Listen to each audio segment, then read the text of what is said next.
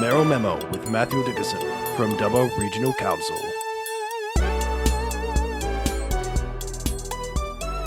.5 Triple M. I'm joined by the Mayor of Dubbo, Matthew Dickerson. Good morning. How are you, mate? Yeah, good, thanks. Actually, it's been really good with Triple M lately. I've actually been on Triple M in Griffith just last week, so it's been all happening. Rightio. Well, you're a man of the radio airwaves.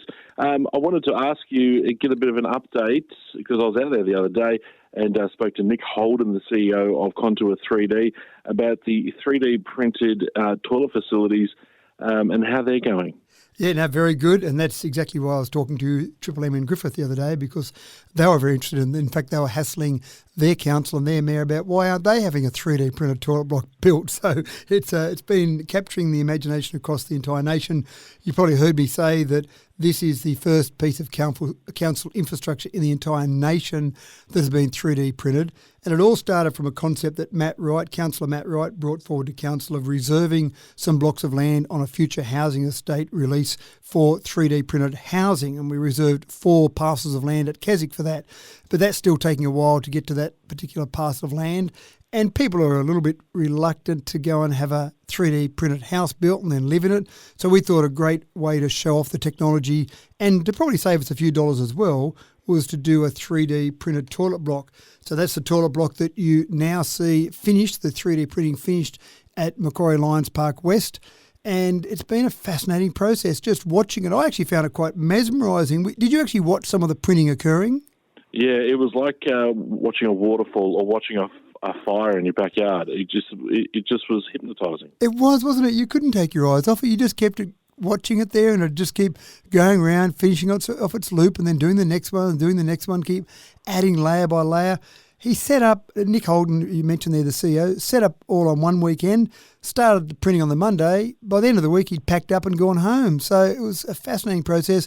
It'll save money. We've looked at the cost of that particular toilet block compared to the last couple of toilet blocks that we've built in traditional methods in Dubbo. So it's certainly cheaper than those. There's no doubt about that. Faster, without a doubt.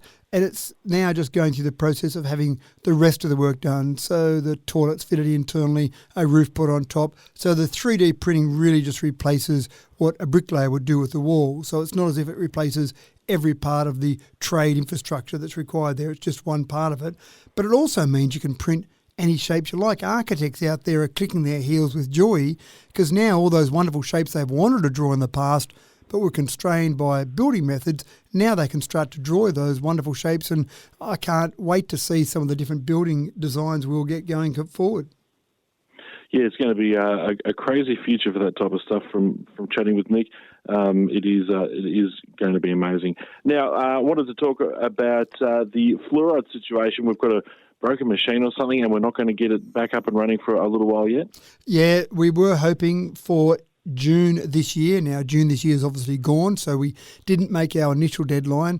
That was when we discovered we didn't have fluoride in the water, which had been happening since January 2019, but our current CEO and our current councillors hadn't been informed of this. The last leadership team had been informed, but they'd taken no action about it, unfortunately.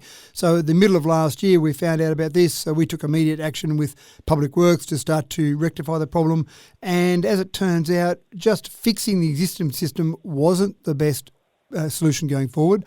The best solution was to put in an entirely new fluoride dosing system. So we started the design work for that. We went out to tender for that. We were hoping that would all be up and running by June this year.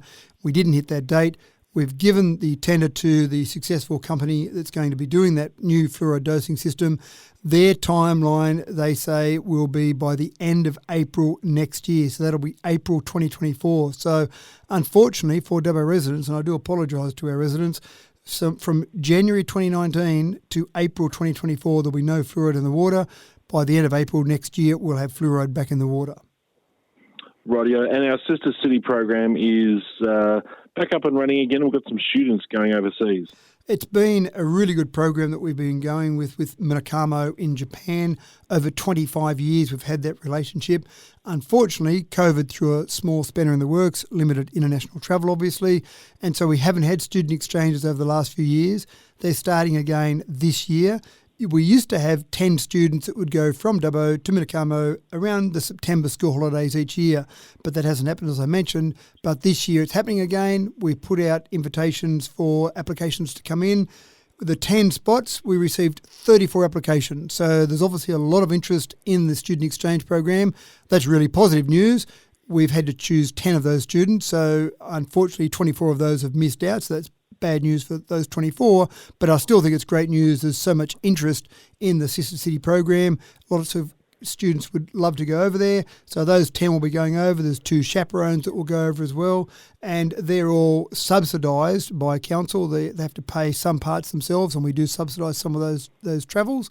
But I think that's a really positive program, and great to see 10 students will be going over again in September this year.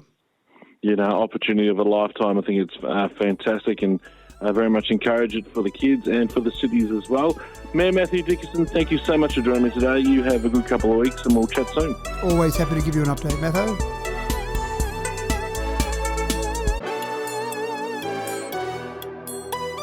Mayoral Memo with Matthew Dickinson from Dubbo Regional Council.